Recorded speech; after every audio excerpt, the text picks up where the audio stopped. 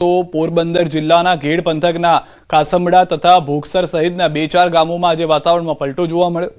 કાસંબડ તથા ભોગસર ગામે બપોરના સમયે વરસાદી ઝાપટા પડ્યા। ઘેડ પંથકમાં હાલ ચણાનો પાક તૈયાર હોય ત્યારે વાતાવરણમાં પલટો આવતા ખેડૂતોમાં પણ ચિંતાનો માહોલ જોવા મળ્યો। જોકે સદનસીબે એક જ ઝાપટું જ વરસ્યું હતું, જેના કારણે નુકસાની તેટલી વધારે જોવા નથી મળી રહી, પરંતુ જો આવતા દિવસોમાં માવઠું આવશે તો ચણાના તૈયાર પાકની નુકસાની થઈ શકે છે। પરંતુ આ પોરબંદર પૂરતું સીમિત છે। જૂનાગઢ અને જે રીતના ગીર સોમનાથના દ્રશ્યો જોયા છે તે ખૂબ જ ચિંતાજનક છે।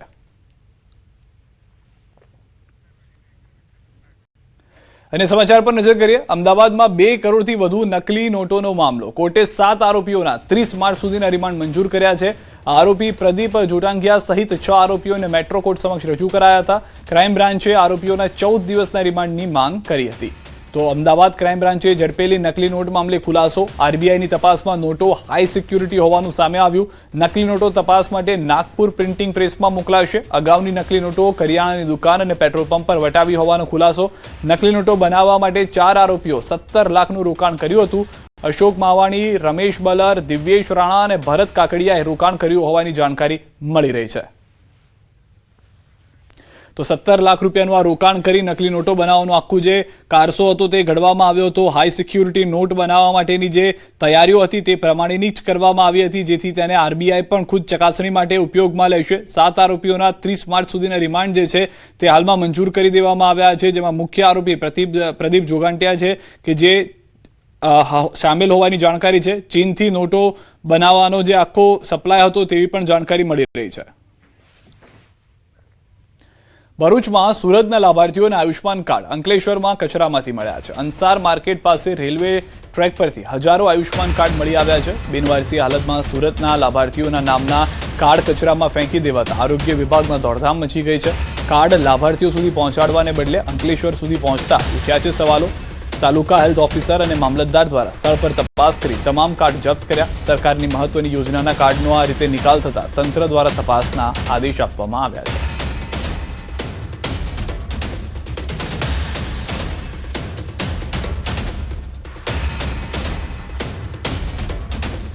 સુરત શહેરમાં વૃદ્ધ મહિલાઓને ટાર્ગેટ કરતી કટ્ટર ગેંગનો ક્રાઇમ બ્રાન્ચે પર્દાફાશ કર્યો છે। પોલીસે સચોટ માહિતીના આધારે એક મહિલા સહિત 4 આરોપીઓને ઝડપી પાડ્યા છે। આ ગેંગ રિક્ષા પેસેન્જર બનીને મુસાફરી કરતી અને ખાસ કરીને એકલા જતા વૃદ્ધ મહિલાઓના દાગીના કટર વડે કાપી ચોરી કરતી હતી। તપાસમાં બહાર આવ્યું છે કે ગેંગ 14થી વધુ ચોરીના ગુનાઓમાં સંડોવાયેલી છે, જ્યારે પોલીસે 12 લાખથી વધુનો મુદ્દામાલ જપ્ત કર્યો છે। પોલીસે નાગરિકોને સાવચેત રહેવાની અપીલ પણ કરી છે।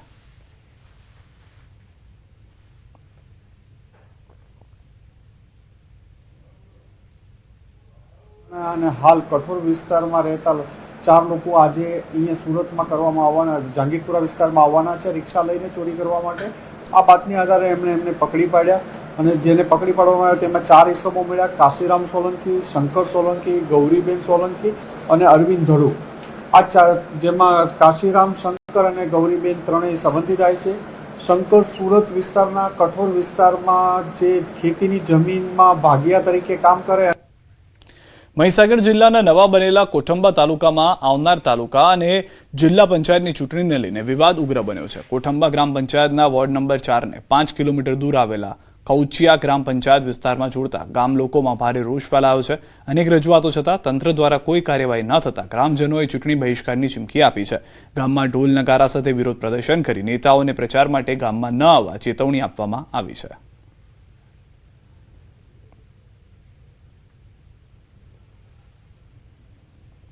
વોર્ડ નંબર 4 ખાતુપગીના મુવાડા નામે આ વોર્ડને 5 કિલોમીટર દૂર કૌચિયા તાલુકા પંચાયતની બેઠકમાં સમાવિષ્ટ કરવામાં આવ્યો છે। જે કૌચિયા જે છે એ અમારા ગામને સીમ શેડો પણ લાગતો નથી અને 5 કિલોમીટર દૂર છે। બીજું કે નજીકના જે વોર્ડ છે એ વોર્ડને એમાં સામેલ ન કરતા આ દૂરના વોર્ડને એમાં સામેલ કર્યો છે। એના માટે અમે ખૂબ લાગણી અને માગણી સાથે તંત્રને મળ્યા છીએ, અધિકારીઓને મળ્યા છીએ, પણ અમારી લાગણીને માગણીને માન આપેલું નથી। જો ભવિષ્યમાં અમારો આ મુદ્દો ધ્યાનમાં નહીં લેવામાં આવે તો આખું ગામ ચૂંટણીનો બહિષ્કાર કરશે। કૌચિયા ગામ સાથે કોઈ નાતો નથી, તેમ છતાં અમારા ગામને આટલા દૂર એ કરવા માટે અમે તંત્રને ઘણી રજૂઆત કરી। જો ભવિષ્યમાં આ જિલ્લા પંચાયત, તાલુકા પંચાયત કોઈ પણ સ્વરાજની ચૂંટણી આવશે અમે એમાં ગામ લોકો બહિષ્કાર કરીશું. એક તરફ સતત બ્લાસ્ટ અંગેની ધમકીઓ મળતી રહે છે અને બીજી તરફ સુરત તરફથી ચિંતાજનક ચિત્ર સામે આવે છે.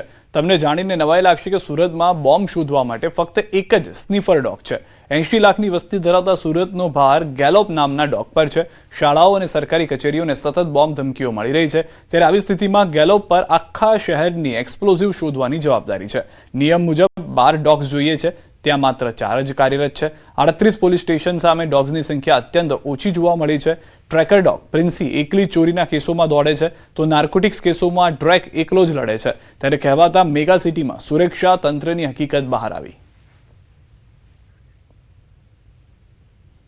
ડોગ સ્ક્વોડની અંદર આપણી પાસે 4 ડોગ છે. એ પૈકી એક ડોગ છે જે એક્સપ્લોઝિવ ડિટેક્શન માટેનો એક ડોગ છે, તે અત્યારે ડ્યુટી મીટમાં છે. બાકી આપણી પાસે 3 ડોગ છે. અત્યારે બોમ્બ સ્ક્વોડ અત્યારે હંમેશા એલર્ટ પોઝિશનમાં જ હોય છે, રાઉન્ડ ધી ક્લોક. ભરૂચના જનોર પાસે નર્મદા કિનારે 2 મગર દેખાયા. નદી કિનારે 2 વિશાળકાય મગર દેખાતા ગ્રામજનોમાં ફફડાટ ફેલાઈ ગયો છે. નદી કિનારે મગરની લટારનો વિડીયો વાયરલ થયો છે. માછીમારો અને પશુપાલકોમાં પણ ભયનો માહોલ છે. નદી કિનારે ન જવા વન વિભાગની સ્થાનિકોને કડક સૂચના છે.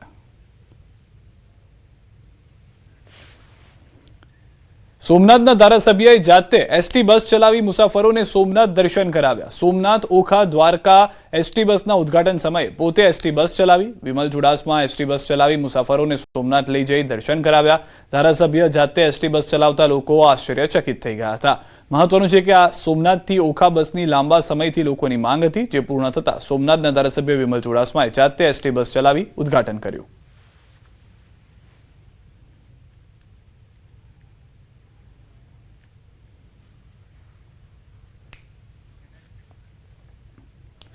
મધ્ય પૂર્વમાં વધતા જતા તણાવને ધ્યાનમાં રાખીને ભારતીય ઉડ્ડયન નિયામક સંસ્થા DGCA એ મહત્વપૂર્ણ એડવાઇઝરી જારી કરી છે, જેમાં ઈરાન, ઇઝરાયલ, ઇરાક અને UAE સહિતના કુલ 11 દેશોના હવાઈ ક્ષેત્રમાં મિસાઇલ હુમલા અને સૈન્ય ગતિવિધિઓના જોખમને કારણે ભારતીય એરલાઇન્સે આ રૂટ ટાળવા અથવા સાવચેતી રાખવા સૂચના આપવામાં આવી છે.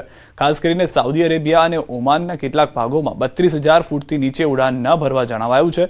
મુસાફરોની સુરક્ષા માટે આ એડવાઇઝરી 28 માર્ચ 2026 સુધી અમલમાં રહેશે.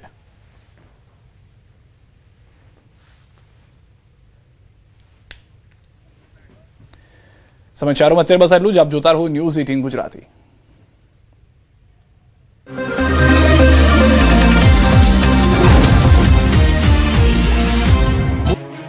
ગુજરાતમાં ગુરુવારે ગાભા કાઢી નાખે એવું માવઠું ત્રાટક્યું. આગાહી મુજબ તોફાની પવન સાથે કચ્છમાં ભર ઉનાળે કરા સાથે વરસાદ ત્રાટક્યો. કમોસમી વરસાદે કચ્છનો વારો પાડી દીધો. રાપર પંથકમાં ઠેર ઠેર વરસાદ સાથે કરા પડ્યા હતા. કરા પણ એવા પડ્યા જાણે કાંકરા પડ્યા હોય. રાપરના અનેક ગ્રામ્ય વિસ્તારમાં કમોસમી વરસાદથી ખેડૂતોમાં ચિંતા જોવા મળી રહી છે. મુંબઈ મોરાના વાડી વિસ્તારના દ્રશ્યોમાં જોઈ શકાય છે કે જાણે આકાશમાંથી પથ્થર પડતા હોય વરસાદ સાથે કરા વરસી રહ્યા છે. પૂર્વ અને પશ્ચિમ કચ્છના મોટાભાગના વિસ્તારોમાં વરસાદી માહોલ જોવા મળ્યો છે. કમોસમી વરસાદ અને કરા પડતા ખેતીના પાકમાં વ્યાપક નુકસાનીની આશંકા છે. જાણે ભાદરવો બેસી ગયો હોય તે રીતે તોફાની વરસાદ પડતા આ વિસ્તારના ખેડૂતોને રડવાનો વારો આવ્યો છે.